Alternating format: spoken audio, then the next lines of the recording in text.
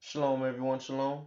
This is Brother Ned coming to you today. Another lesson. Today, I want to talk to you on the mutiny against the Navigator. So, let's go ahead and grab our pens and papers and go ahead and get started with today's lesson. And I hope everyone is able to get some edification from what's being brought forth today. All right. So, many of us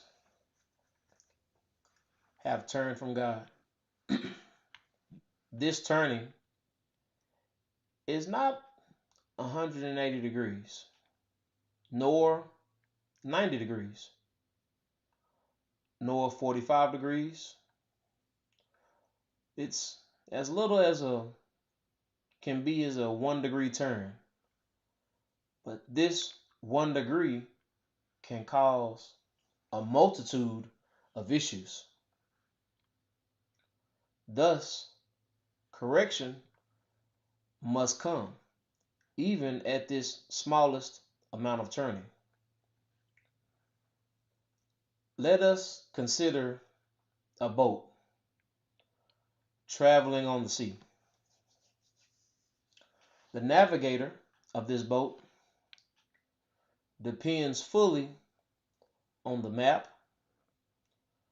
on the tools like a compass, telescope, stars, and other instruments used to fully use the map to its extent. Also, the map itself must have the correct representation of the desired area depicted on it in order for the navigator to do its job. However, this 1 degree turn from the navigator's instructions can cause the boat to miss the desired location by many miles. Why is this important to us? Because one, JEHOVAH is our navigator. He is our pilot, operating the ship according to the way given him. But we've committed mutiny against him due to our own temptations. Question: how many of you have turned away from Jehovah's navigation.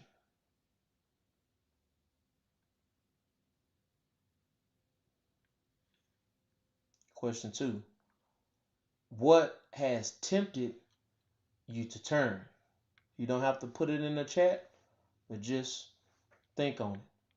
What has tempted you to turn? Even that 1 degree. Or have you realized that caused you to be off in that small amount that is keeping you from following the navigator's instructions? So we're going to look at a couple of words here on the spiritual dictionary, and one of the words we want to look at is going to be turn. So turn.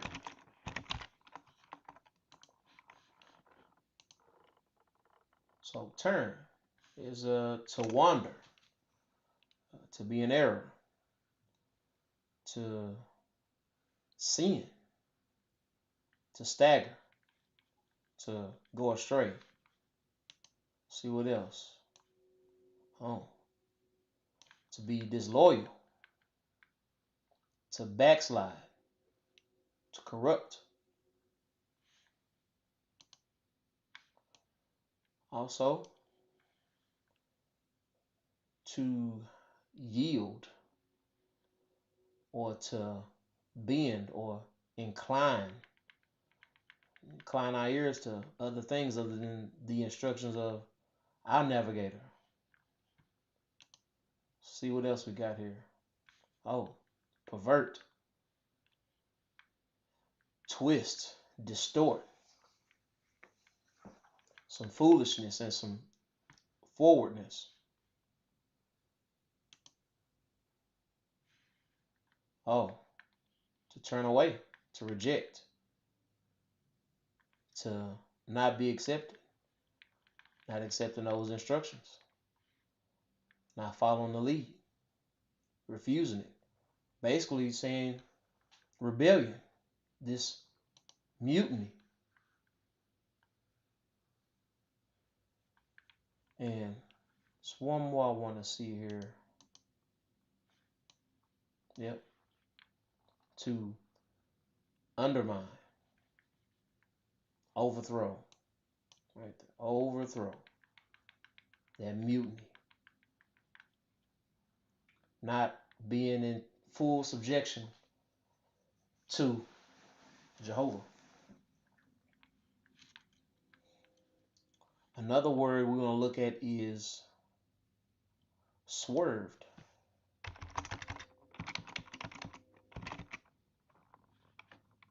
Am I spelling right? There we go. Swerve. So we'll look at swerve. To go astray, to fall away, to wander, to depart, forsake, to withdraw, to refrain.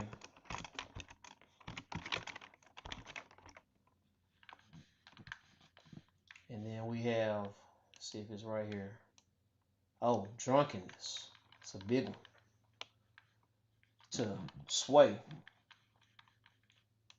And then the last word we're going to look at is tempt.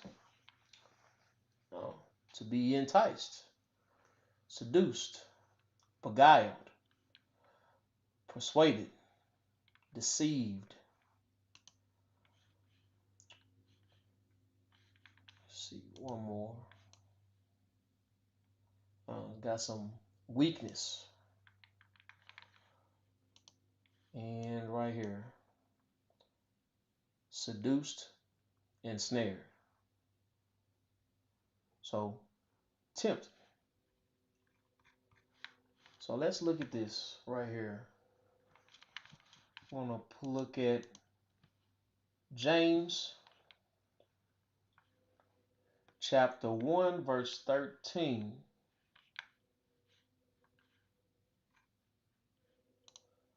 James chapter 1, verse 13 and 14. It says, let no man say when he is tempted, I am tempted of God. For God cannot be tempted with evil, neither tempted he any man. He ain't done no tempting. It says, but every man is tempted when he is drawn away of his own lusts and enticed. So we've turned away due to our own lusts, our own enticement, our own this persuasion, just being allured, we're seduced because our own lusts, not because of the Most High tempting us, but our own temptation.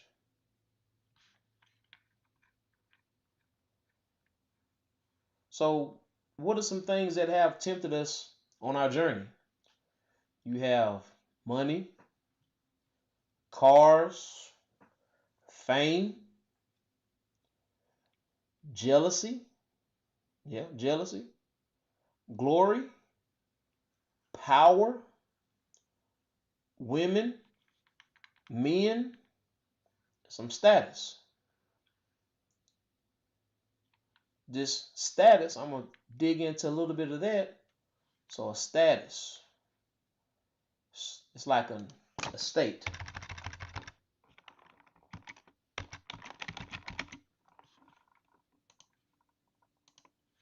Right here. State. So this, some dignity, some nobility, being esteemed, some virtue, respect, some honor, glory. See what else? Some conditions, a position. Oh, there it is, the status. Yeah. Right. So let's take some look at this. We're going to look at an example of someone who was tempted by status. So we're going to roll over to 2 Maccabees, and we're going to pick it up at chapter 4, verse 7 through 9. It says, but after the death of Seleucus, and when Antiochus called Epiphanes took the kingdom, Jason, the brother of Onias, labored underhand to be the high priest. He wanted that status, but he doing it underhandedly. So he ain't going about it in no right way, shape, form, or fashion. So verse 8, it says, promising unto the king by intercession 360 talents of silver, and of another revenue 80 talents. Besides this, he promised to assign 150 more if he might have license to set up a place for exercise, and for the training up of youths in the fashions of the heathen, and to write them of Jerusalem by the name the way of the Antiochians.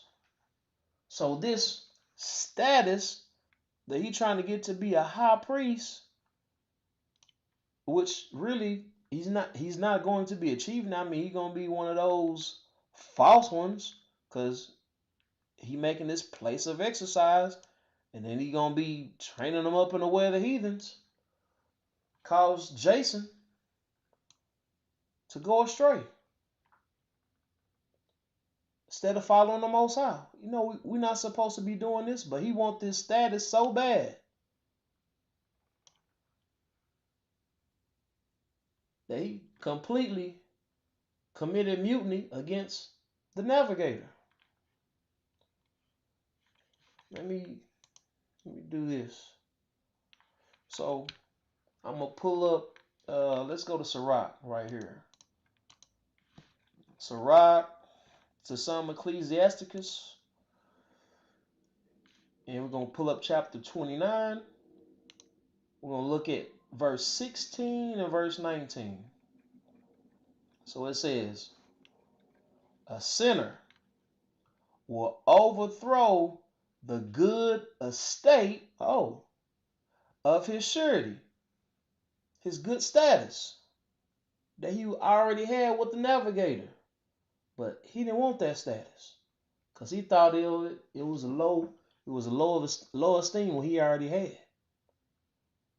He said he will overthrow the estate of his surety. What is this surety? What is that? Let's see. Surety. What's a pledge? Okay. A pledge. A join.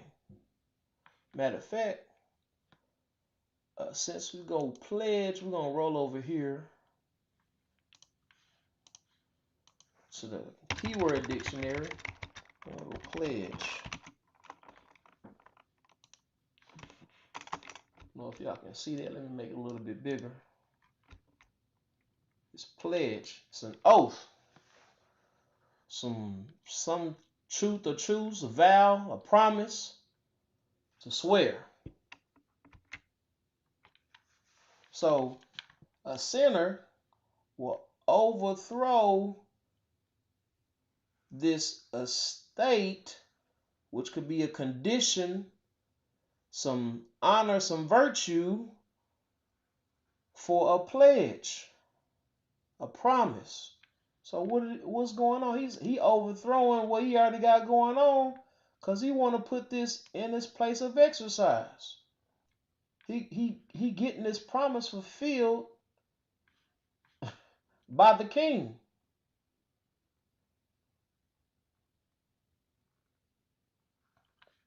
Matter of fact, let's look at verse 19. It says, "A wicked man transgressing the commandments of the Lord shall fall into suretyship. And he that undertaketh and followeth other men's business," see, other men's business, "for gain shall fall into suits." What's this other men's business? This place of exercise. He said he had to get a license to do a thing that he not supposed to be doing. That's this other man's business. And he said he gonna fall into suretyship. Let's look it up.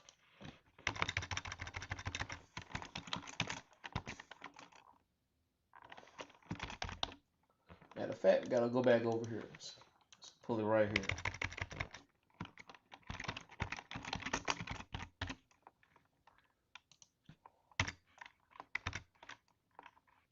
I spell it wrong. Let's see. Surety. Yeah, I did. Sure. There we go. Suretyship.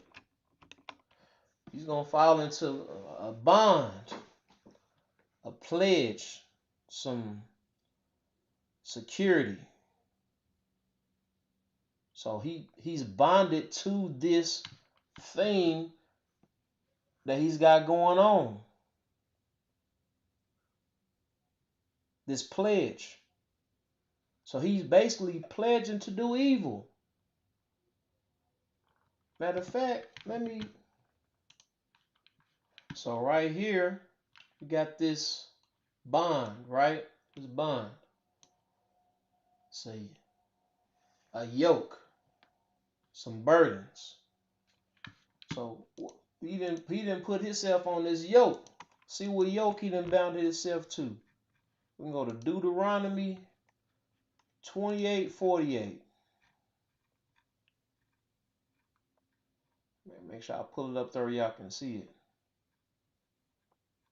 Since that's what he did right here, he says, "Therefore, for that reason, thou Therefore shalt thou serve thine enemies, which the Lord, the Spirit of God, shall send against thee in hunger and in thirst, and in nakedness and sin, and in want of all things, and he shall put a yoke of iron upon thy neck until he have destroyed thee. So, wanting this status can cause this yoke to be put on you till you be destroyed. We got to get rid of that. This wanting this certain status. The status we need is what the Most High give to us. We'll be under his yoke, following his directions. Whatever status that may be under him. Not seeking some worldly status. Something that's vain. Okay?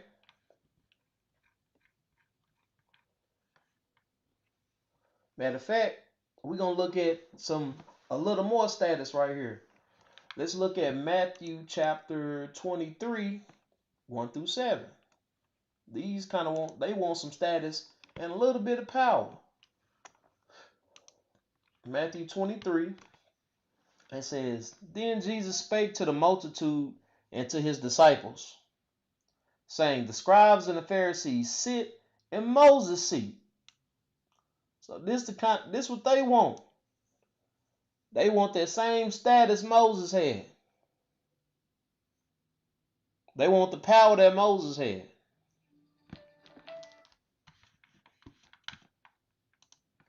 So yeah, they want what Moses got. It says, All therefore whatsoever they bid you observe, that observe and do, but do not after their works, for they say and do not.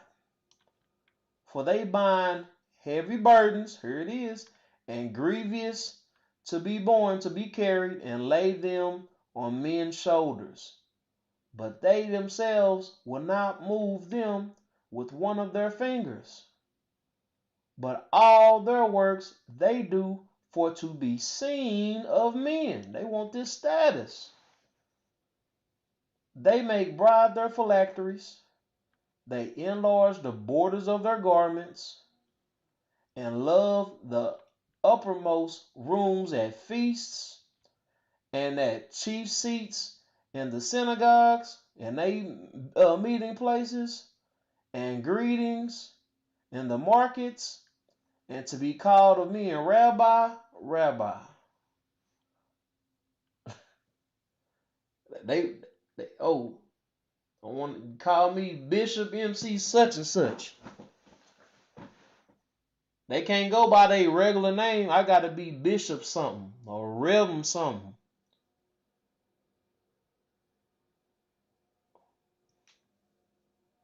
They want that status. That status is so important to them that they rather turn and commit mutiny against Jehovah and not learn of any of his ways. They reject him. They overthrow the good estate.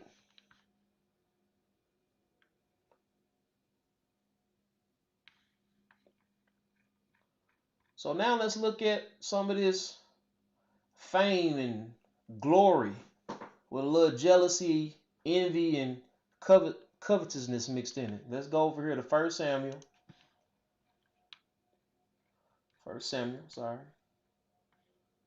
And we're going to pick it up at chapter 18, verse 6 through 9. And it came to pass, as they came, when David was returned from the slaughter of the Philistine. You know, that big, huge man. That the women came out of all the cities of Israel, singing, a man dancing. I'm sorry. Let me read that again. And it came to pass, as they came when David was returning from the slaughter of the Philistine, that the women came out of all the cities of Israel singing and dancing to meet King Saul with tabrets, with joy, and with instruments of music. So they didn't came out here to meet him. They came to meet Saul. They didn't come to meet David. Said they came to meet King Saul with tabrets, with joy, and with instruments of music. But watch this. It says, and the women answered one another as they played and said, Saul has slain his thousands, and David has his 10,000s. And Saul was very wroth, saying, and the saying displeased him. And he said, they have ascribed unto David 10,000s. And to me they have ascribed but thousands. And what can he have more but the kingdom? He wanted the fame and the glory. Even though they said he slain his thousands. He was getting fame and glory right then. But he started being jealous and envious and covetous of what the glory that David had. And then look, verse 9. And Saul eyed David from that day and forward.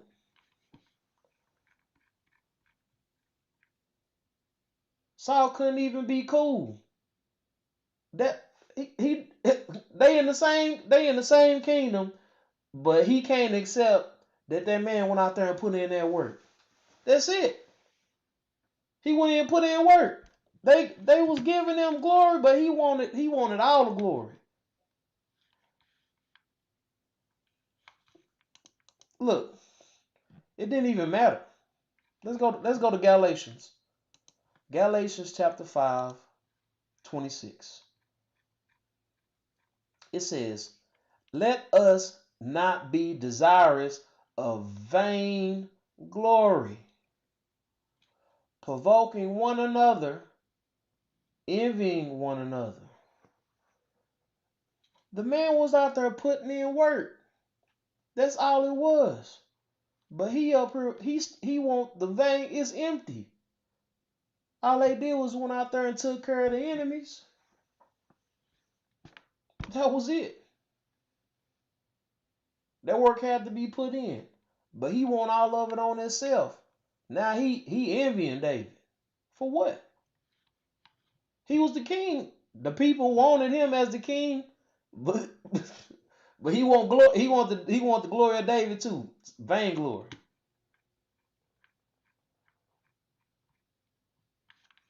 Matter of fact, let's pull up a little bit right here. Let's go to Philippians. So we don't hurt little Saul's feelings. Watch this. It says, verse 3, Philippians chapter 2, verse 3, it says, let nothing be done through strife or vainglory. Right here. Don't do it. That nothing be done through strife or in vainglory. It says, but in lowliness of mind, let each esteem other better than themselves. That's what he should have been doing right there. He should have been like, man, that's my man right there. But now he wanted all the glory.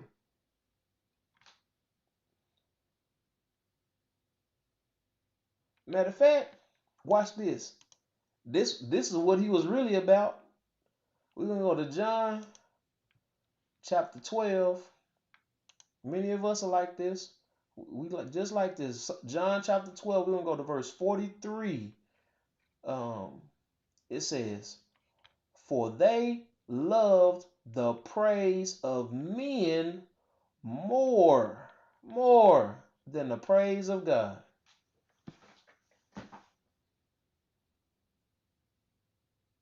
He wanted the women be praising him instead of getting on the right side with Jehovah and worrying about what was going to be given from him. He all worried about the other stuff, turning every which way because he want this vainglory. Many of us want the same thing. You be at your job, you over here, everybody putting in their work, then somebody get the employee of the month or whatever little award they put out, and you think you've been working harder than them or just as much, and they don't recognize you, or they recognize that other person just a little bit more than you, but y'all all putting in the work. What do it matter? Some little old certificate that ain't gonna get you in the kingdom. It's just a job. Long as you putting in work, you doing what you got to do, you not creating no hostile environment, you should be good. What's the point of getting all upset about what some kind of praise that somebody else is getting at the job or at anything that you got going on? If anything, you should be just as happy for them that they getting that award or whatever it is, whatever little praise or glory or whatever it is that they getting. It shouldn't be no issue with you. That's just showing, if you got an issue, that's showing all the issues on yourself. All the jealousy, this envying, this covetousness, some strife, even more. I just only put a few in here, but it's even more than that. All this, say don't do it. It said, let nothing be done in strife or vainglory.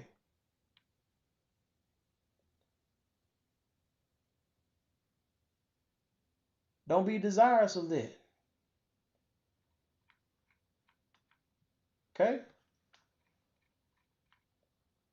Now we're going to pick up on these men and women.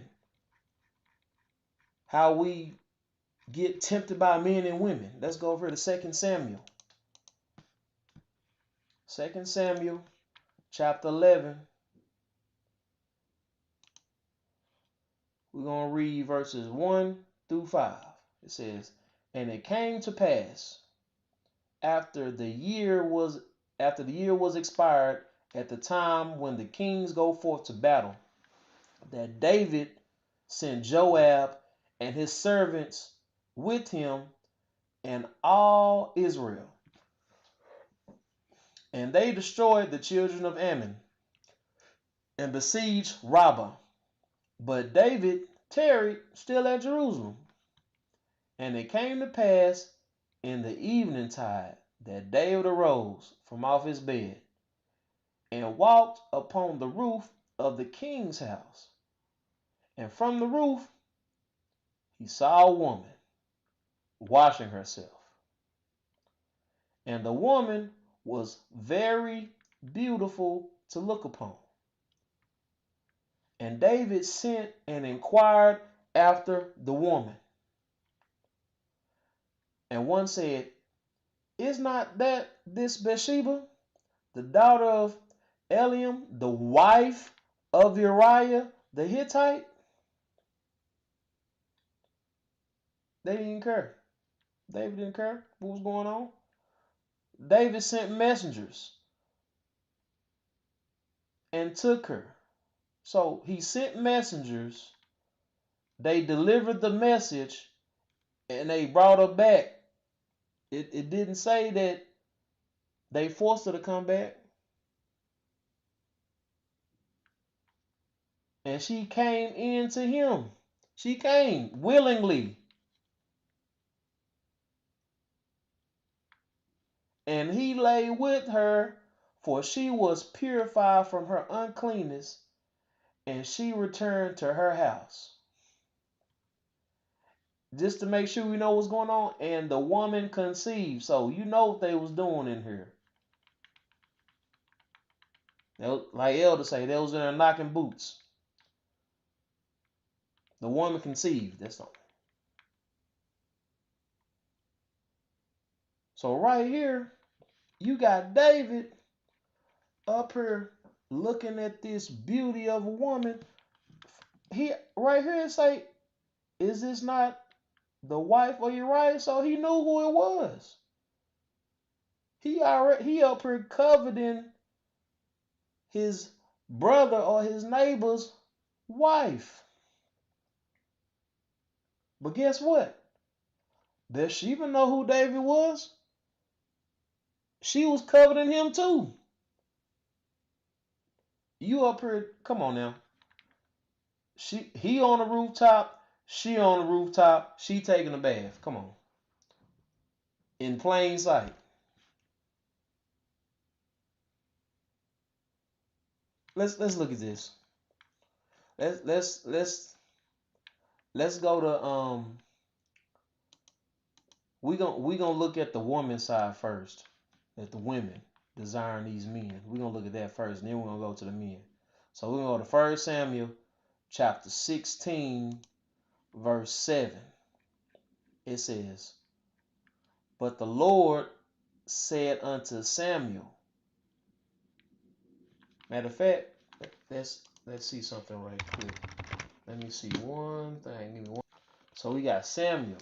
He said, the Lord said unto Samuel, this one that's appointed by Jehovah.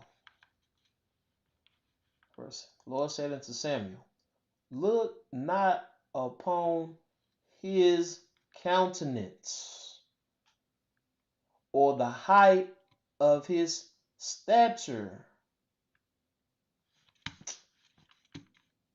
Right? It says, look not on his countenance, nor on the height of his stature. What's this stature?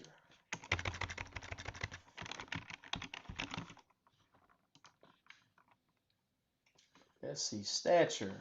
Oh, this figure, this appearance.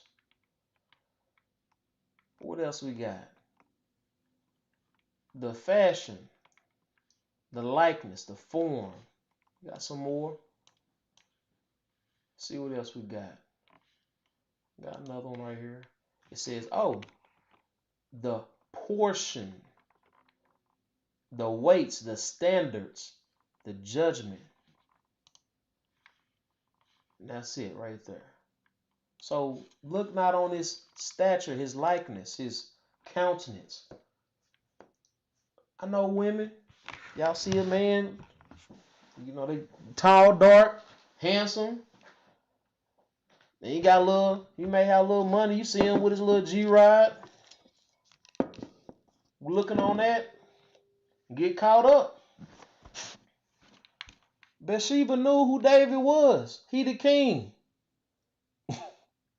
He the ruler of everything that's going on right there. You don't think Bathsheba was looking at what David had going on?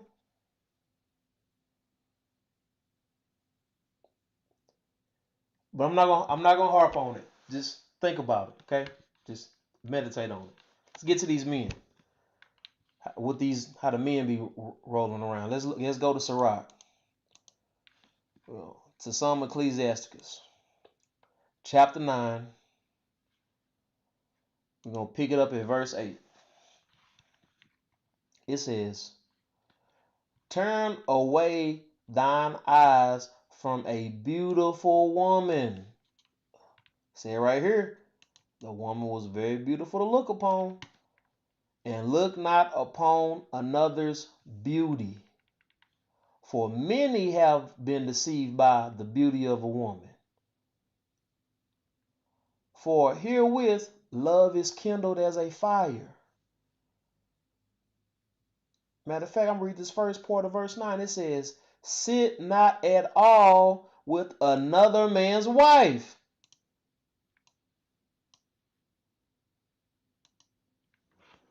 Shouldn't even be looking over there. Then too, it reinforced that don't look at no other man's wife. You know what's going on there.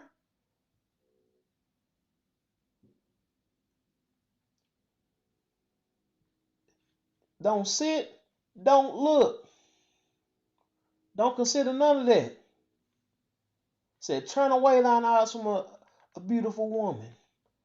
Look not upon her beauty. Don't consider that.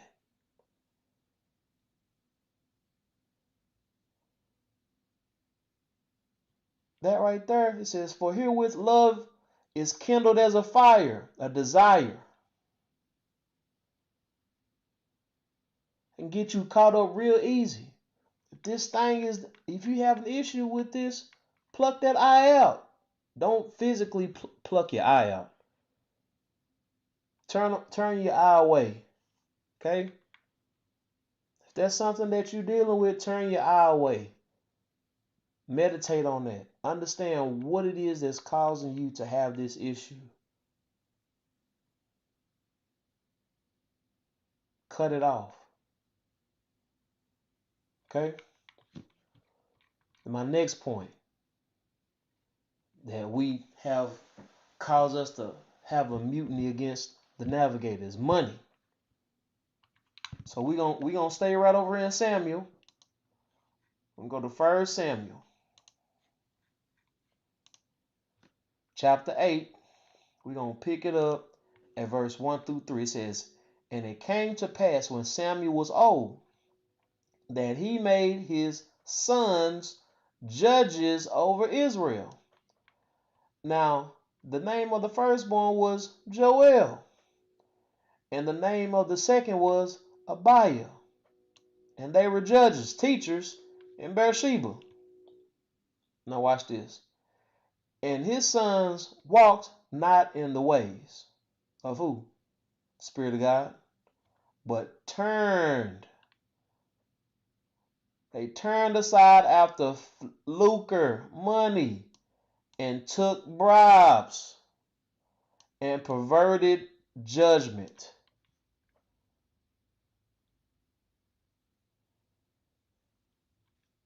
This money, they took matter of fact, let's go. We're gonna go to Sirach. Let's go to Sirach chapter 29. We'll pick up some information over there. 18 and 19. Watch this. It says, suretyship hath done many hath undone many of good estate. They had a good estate. Look at this. They were made judges. They were Samuel's son. I know Samuel was teaching them in the ways. That was a good estate. But this suretyship hath undone. So what's this suretyship? What is that? Let's look at it. We looked at surety, but we didn't look at suretyship. Or did we? Yeah, we looked at suretyship. We're going to pull it back up again. Suretyship. This bond. A pledge. What was being pledged? They took bribes.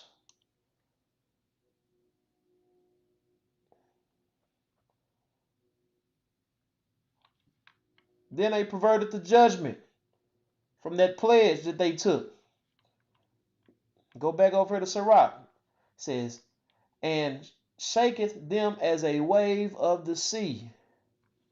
Mighty men hath it driven from their houses, so that they wandered among strange nations. Verse 19. A wicked man, transgressing the commandments of the Lord, shall fall into suretyship, bondage. And he that undertaketh and followeth other men's business for gain shall fall into suits. They fell right into it. This ain't the business of the Most High. The Most High ain't taking this. You ain't supposed to be taking no gifts. So this fall right under that.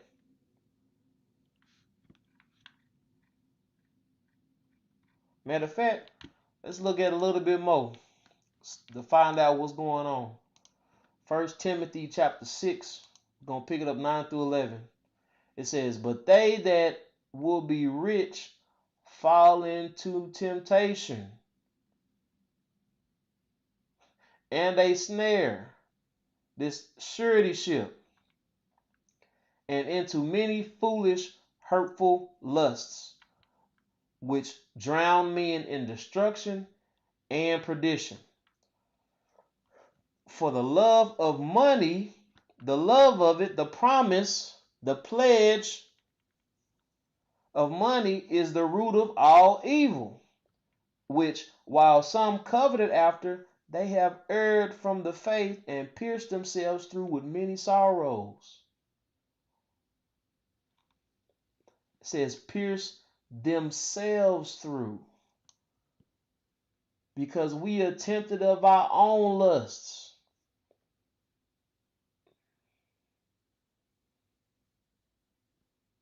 This is what we've done.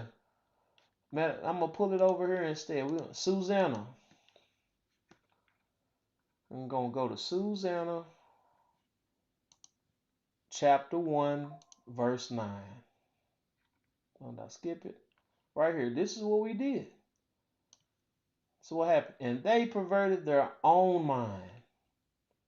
We perverted our own mind and turned away their understanding, that they might not look unto heaven, nor remember just judgments. Because our own temptations.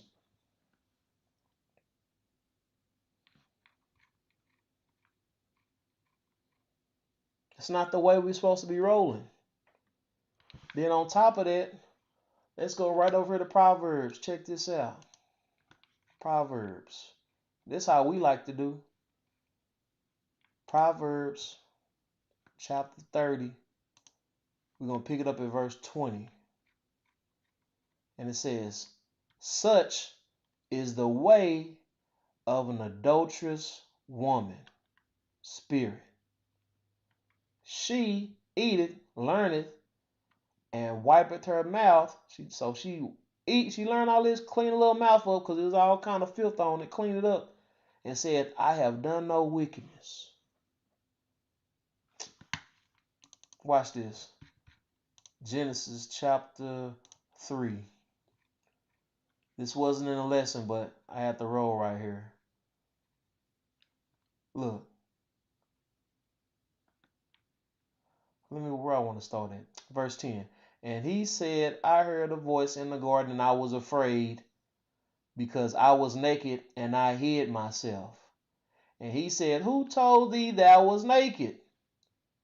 Hast thou eaten of the tree whereof I commanded thee that thou shouldest not eat? See, she eateth, and she wipeth her mouth. She said, I didn't cover my, he said, I cover myself. Verse 12, watch this. And the man said, the woman whom thou gavest to be with me, she gave me of the tree, and I did eat. He said, I ain't do no wickedness.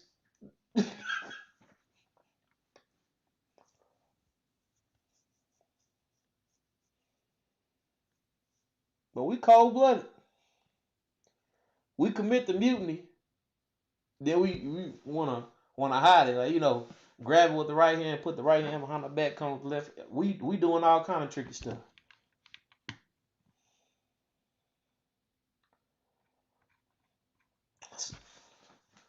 We gotta step away from this. We gotta cut it off. Let's get some instructions. Let's go to Proverbs chapter 4. We're gonna pick it up at 14 through 19. It says, enter not into the path of the wicked, and go not in the way of evil men. Avoid it. Pass not by it. Turn from it and pass away. All right, sorry about that. I said, let me start over. It says, verse 14, enter not into the path of the wicked, and go not in the way of evil men. Avoid it, pass not by it. Turn from it and pass away. For they sleep not, except they have done mischief, and their sleep is taken away unless they cause some to fall. For they eat the bread of wickedness, the doctrine. So they learn the doctrine of wickedness, or they learn the knowledge of wickedness, and gain knowledge of the wine of violence. Okay? But the path of the just is as the shining light that shineth more and more unto the perfect day. The way of the wicked is as darkness. They know not at what they stumble. Why is that? Let's look at Job chapter 34, pick it up at 27. Job 34:27 says, because they have turned back from him, the navigator, and would not consider any of his ways. That's why the wicked stumble at what they don't know, because they turned away from the navigator. Matter of fact, we're going to stay in Job. We're going to go to Job chapter 24. We're going to pick it up at verse 13. It says, they are of those that rebel against the light. They know not the ways thereof, nor abide in the paths thereof. I'm sorry, I'm supposed to read verse 14. No, I got that right. Yeah, it's Job. Yeah, verse 13 and verse 14, sorry. Oh, this is not right. I'm sorry. It's just Job 24:13. But we're going to go to Job chapter 21, Job 21, verse 14. It says, therefore, for that reason, they say unto God, depart from us, for we desire not the knowledge of thy ways. See, committing that mutiny against the navigator who's supposed to guide the ship. Because the navigator is the one that knows the way. He has all the tools we're supposed to follow. Wherever the navigator is controlling, that's the way we're supposed to be rolling. Okay? So, let's go over here to Sirach. Let's pick up a little more. Sirach to some Ecclesiasticus, chapter 2, 1 through 3. So let's go to chapter 2, 1 through 3. My son, if thou come to serve the Lord, prepare thy soul for temptation. See? Prepare your soul for temptation. Set thy heart aright, and constantly endure, and make not haste in the time of trouble. Cleave unto him, the navigator, and depart not away, that thou mayest be increased at thy last end. Deuteronomy 11:16. Deuteronomy 11:16. Take heed to yourselves that your heart be not deceived, and turn ye aside and serve other gods and worship them. Okay? Take heed and be not deceived. Prepare your soul for temptation. 1 Samuel. 1 Samuel chapter 12, verse 21. It says, and turn ye not aside, for then should you go after vain things. See, that vain worship, which cannot profit nor deliver, for they are vain.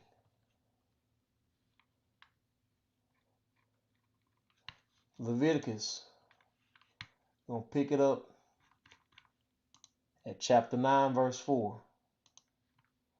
Also a bullock and a ram Hold on, wait a minute. That's not right. Yeah, give me 1 second. Let me find out where this is. Sorry, it is Leviticus 19. Leviticus 19 and 4. Turn ye not unto idols, nor make yourselves molten gods. Make to yourselves molten gods. I am the Lord your God. So don't turn to that. Don't make yourself these idols. We're going to stay over this one. We're going to go to Joshua chapter 1 verse 7.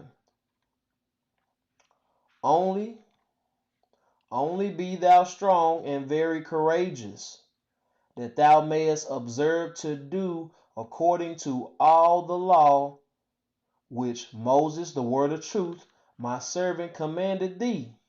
The Navigator, the word of truth. Turn not from it to the right hand nor to the left. You got to stay on course. You can't even turn off not 1 degree, that thou mayest prosper whithersoever thou goest. We're going to stay in Joshua. We're going to go to chapter 22, verse 29.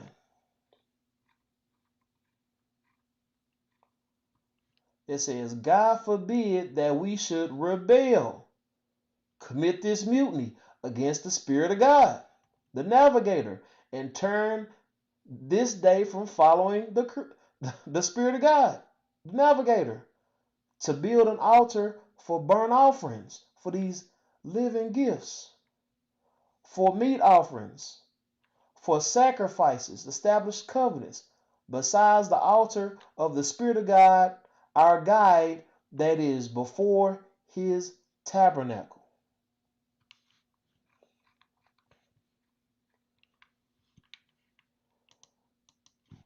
Matter of fact, Proverbs chapter 24. Proverbs 4. Proverbs chapter 4, 26 and 27.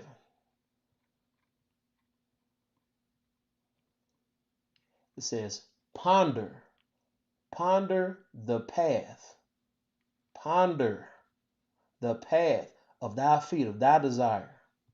And let all thy ways be established. By who? The Navigator. Turn not to the right hand nor to the left. Remove thy foot, your desires, from evil. Get on course. Okay? Now we're going to finish over here. We're going to finish some of this in Sirach. We're going to go back over to Sirach chapter 2 to some Ecclesiasticus. We're going to read 4 down to 18. Okay? We're not finished. We're just going to finish out Sirach. It says, whatsoever is brought upon thee, take cheerfully, and be patient, when thou art changed to a low estate. For gold is tried in the fire, and acceptable men in the furnace of adversity. Believe in him, and he will help thee. Order thy way aright, and trust in him. Ye that fear the Lord, wait for his mercy, and go not aside lest ye fall. Ye that fear the Lord, believe him, and your reward shall not fail. Ye that desire the Lord, hope for good, and for everlasting joy and mercy. Look at the generations of old, and see, did ever any trust in the Lord and was confounded? Think on this. Or did any abide in his desire and was forsaken? Or whom did he ever despise that called upon him? For the Lord is full of compassion and mercy, long suffering, very pitiful, and forgiveth sins. and saveth in time of affliction. Woe be to the fearful hearts and faint hands, these faint power, and the sinner that go two ways. Woe be to them. Okay? We got to be strong. Say, hold on, okay? Woe be unto him that is faint-hearted, for he believeth not. Therefore shall he not be defended. So you got to be strong. You got to hold on. Prepare yourself to be tempted. Therefore shall he not be defended. You got to be strong, okay? Verse 14. Woe unto you that have lost patience. And what will ye do when the Lord shall visit you? They that fear the Lord will not disobey his word. Whoever desire him, they're not going to disobey his word. And they that love him will keep his ways. They that desire the Lord will seek that which is well-pleasing unto him. And they that love him shall be filled with the law. They that fear the Lord will prepare their hearts and humble their souls in his sight, saying, we will fall into the hands of the Lord, and not into the hands of men, the power of men. For as his majesty is, so is his mercy. So we got to follow the example. Got two examples. We're going to go to Genesis chapter 28, verses 20 through 22.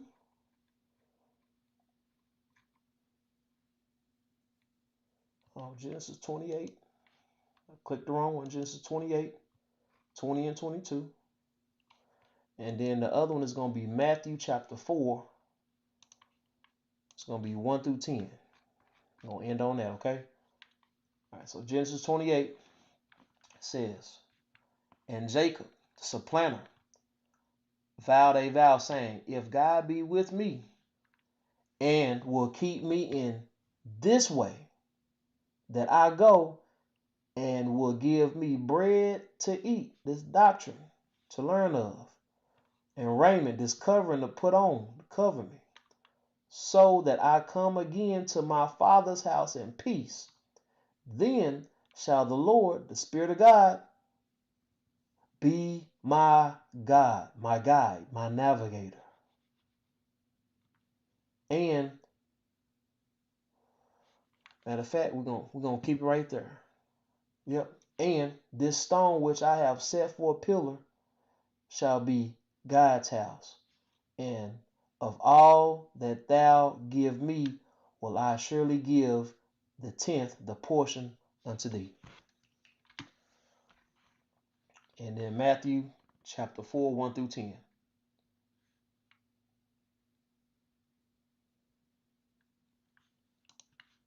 Matthew chapter 4, 1 through 10. Then Jesus was led up of the Spirit into the wilderness to be tempted of the devil. And when he had fasted 40 days and 40 nights, he was afterward a-hungered. And when the tempter came to him, he said, if thou be the servant of God, command that these stones be made bread. But he answered and said, it is written. See, it is written. Man shall not live by bread alone, but by every word that proceedeth out of the mouth of God. Then the devil taketh him up into the holy city, and setteth him on the pinnacle of the temple, and saith unto him, if thou be the Son of God, the servant of God, cast thyself down. For it is written, he shall give his angels charge concerning thee, and their hands, their power shall bear thee up, lest any time thou dash thy foot against the stone. But Jesus said unto him, it is written, thou shalt not tempt the Lord thy God.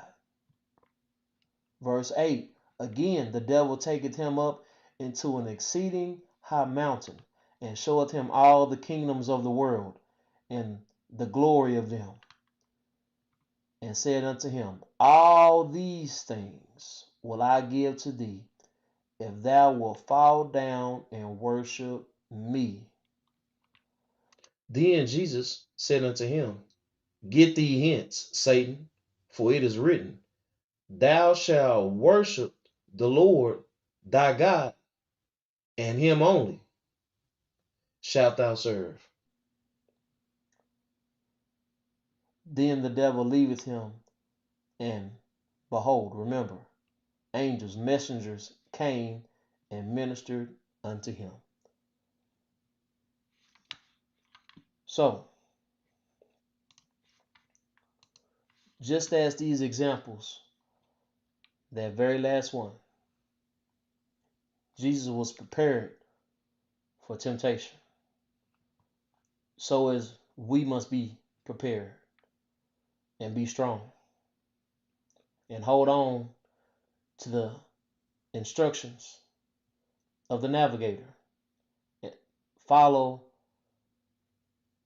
the instructions and the way that the navigator is leading us and taking us, not veering off from the path. We cannot commit a mutiny against our navigator. If we do, we will miss the mark. And again, this is Brother Ned, and I hope that everyone was able to get some understanding today. And I want to give everyone a shalom. Shalom, everyone.